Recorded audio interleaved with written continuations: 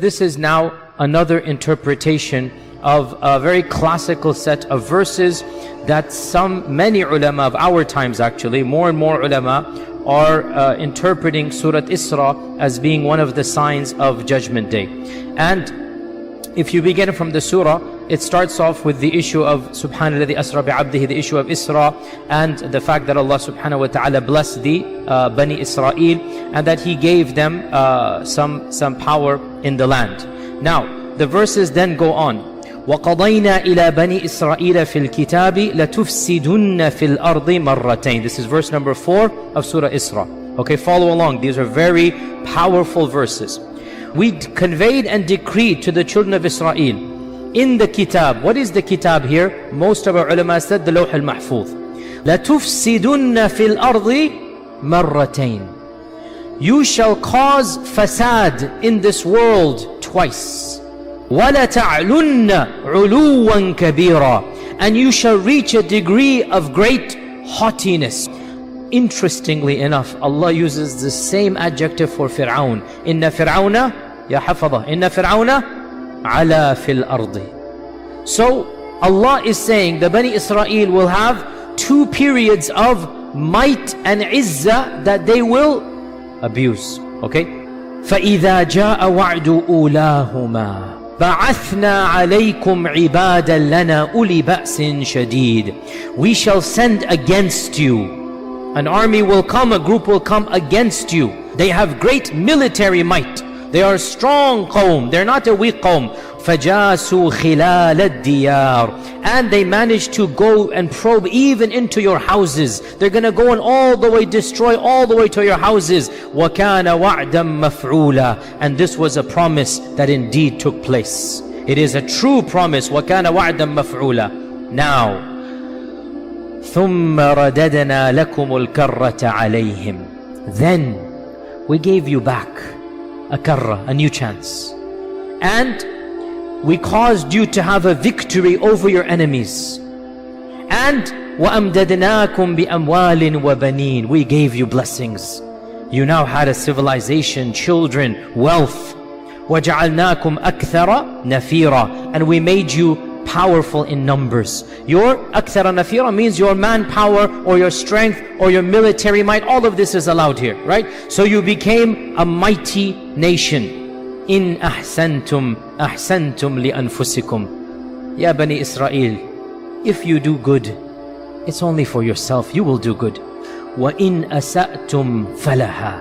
But if you do evil, it will be used against you.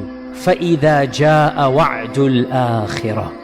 When the second and final time, because there shall not be a third time of power. Ya Bani Israel, Allah has decreed you shall come to power and be a civilization twice.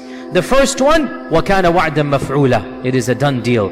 The second one, when it shall happen, فَإِذَا جَاءَ وَعْدُ الْآخِرَةِ لِيَسُوءُوا وُجُوهَكُمْ. There is a missing phrase here, and that missing phrase, we should say it is understood by the context that Allah will send another group of people, and they will cause your faces to become sour. After they were beaming with pride, they will now become scowling with anger. Now here, listen to this. وَلِيَدْخُلُوا الْمَسْجِدَ. And they shall enter the masjid. Which masjid? Ya audience. Aqsa. There's no ikhtilaf. The masjid here is not Mecca and Medina. Aqsa. كَمَا دَخَلُوهُ أَوَّلَ مَرَّةٍ. As they entered it the previous time.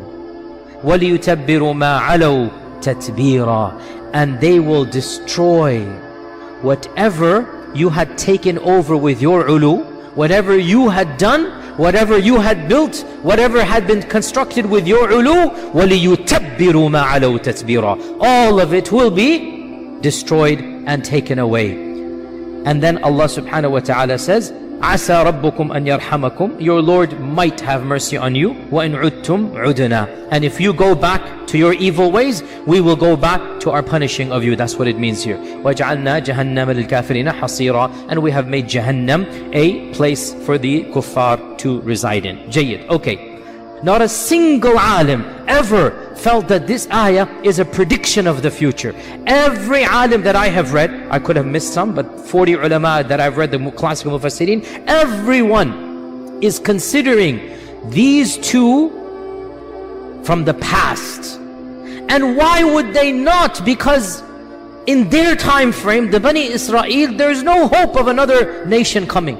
They are scattered throughout the world. There is nothing that combines them. So they read these verses, they read history and common sense. There's nothing to make fun of, nothing to dismissive attitude. I would have done the same had I been alive 100 years ago, 1,000 years ago. That's human beings. These ulama, pretty much all of them, they said what? These two ulu have already taken place in the past. Done deal. And some said that the first of these was the Assyrian exile of 722 BC, when the Assyrians attacked the remnants of the original kingdom of Israel that was founded by Talut and Dawood and Sulaiman, the ones who actually founded the original kingdom of Israel. One disintegrated, one remained. The one that remained was finally gotten rid of by the Assyrians who attacked them in 722 BC. And then another group came, and eventually the Babylonian expulsion took place under Nebuchadnezzar, Bukhtanasar, Nebuchadnezzar in 597 BC. So this is one interpretation, that the first of them was 722 BC and the second of them was 597 BC. Others have said, and this is very popular as well, and this is the position of even some of the Tabi'un. The first is the expulsion of Bukhtanasar, because Bukhtanasar massacred them. It was one of the main massacres of the Bani Israel, and he was basically almost exterminated them. Then they had to flee to various places in the world. And then in the Roman expulsion as well in 70 CE, another wave took place. This is the classical interpretation, that the two have already occurred. There is a modern interpretation that a number of prominent scholars in Egypt, in Bilad al-Sham, in Palestine, a number of places, they are saying, why are we assuming that these are in the past? The Quran doesn't say so. In fact, the Quran only says one of them, وَكَانَ وَعْدًا مَفْعُولًا. The first one has taken place. As for the second, the Quran does not say that it has taken place. Why are we assuming it has taken place? And now you see exactly where we're heading with this, right? So the first one would then be most likely the first destruction of the temple. That was when the glory of the original kingdom completely gone. And they have never had that type of political stability up until when? We all know up until when. And so Allah Azza wa Jalla is saying, ثُمَّ رَدَدْنَا لَكُمُ الْكَرَّةَ عَلَيْهِمْ. We give you one more chance and you were victorious over your enemies. وَأَمْدَدْنَاكُمْ. We helped you, we aided you. You had government aid, you had the largest endowments from the biggest superpower in the world. You had everything you could have ever wanted. Right? وَجَعَلْنَاكُمْ أَكْثَرَ نَفِيرًا. You couldn't have asked for more. With all of this, what did you do? إِنْ أَحْسَنْتُمْ أَحْسَنْتُمْ لِأَنفُسِكُمْ. If you acted properly, that would have been for your own. وَإِنْ أَسَأْتُمْ فَلَهَا فَإِذَا جَاءَ وَعْدُ الْآخِرَةِ. So then when the second time comes, لِيَسُوءُ وُجُوهَكُمْ, means there's a missing phrase like we said, another group will come. And this group will eliminate the izzah that you had, and you shall see that your ulu and your fasad and your evil did not help you.